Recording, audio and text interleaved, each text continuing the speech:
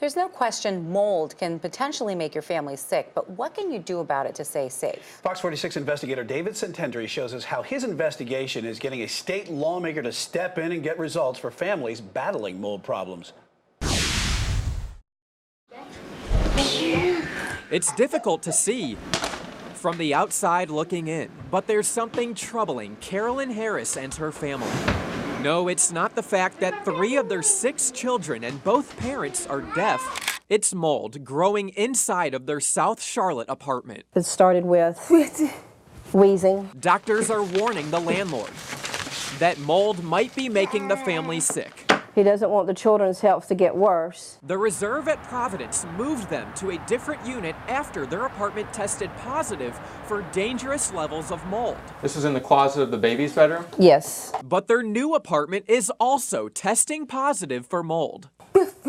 Frustrating. Fox 46 is trying to find out what can be done for this family. Yeah, we have no comment. I'm sorry. Can you leave? Management refuses to answer our questions. It affected his immune system. And the family says maintenance makes excuses. It's not mold, it's dirt. We've heard a similar response before from Charlotte's Director of Housing and Neighborhood Services, Pam Weidman.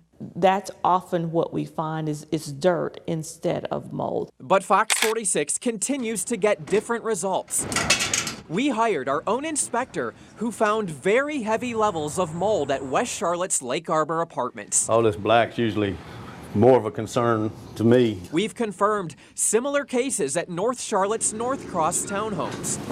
Over on the east side, we haven't forgot about Heritage Park. And back to the reserve in South Charlotte, it's not just the Harris family. We also confirmed mold at a neighboring apartment. What's most alarming, there's no one to hold landlords accountable for mold. And we have to make sure that everyone is completely clear about what code enforcement can do and what they can't do. North Carolina State Representative Chaz Beasley is working with Fox 46 to get results. We understand that mold has health implications. Last fall, we took the concerns of hundreds of tenants to him after we uncovered that code enforcement will not cite mold as a violation. There's a ton of it right in here. And apartments like this one at Lake Arbor still sit with mold all over the place, caked to furniture, with no penalty to the landlord. Beasley said he'd look into it. If that's where the hole is, then we need to fix that. Now, a few months later, we're getting results. He says he's writing a law that, if passed, would help regulate mold problems in housing across the state. We want to file a bill this session,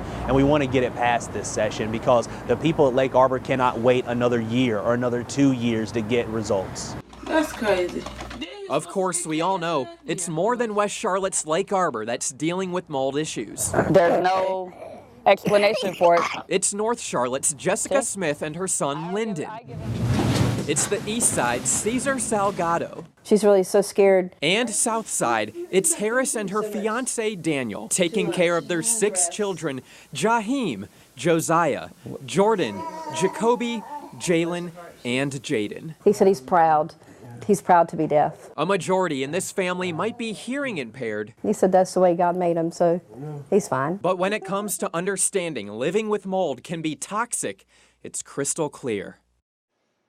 I've routinely been in touch with Beasley's office. They say they're getting close to providing more precise language as to how this legislation will be written. Of course, Fox 46 will continue to follow this story in an effort to get results for families across the region. Diana? David Centendry, getting results.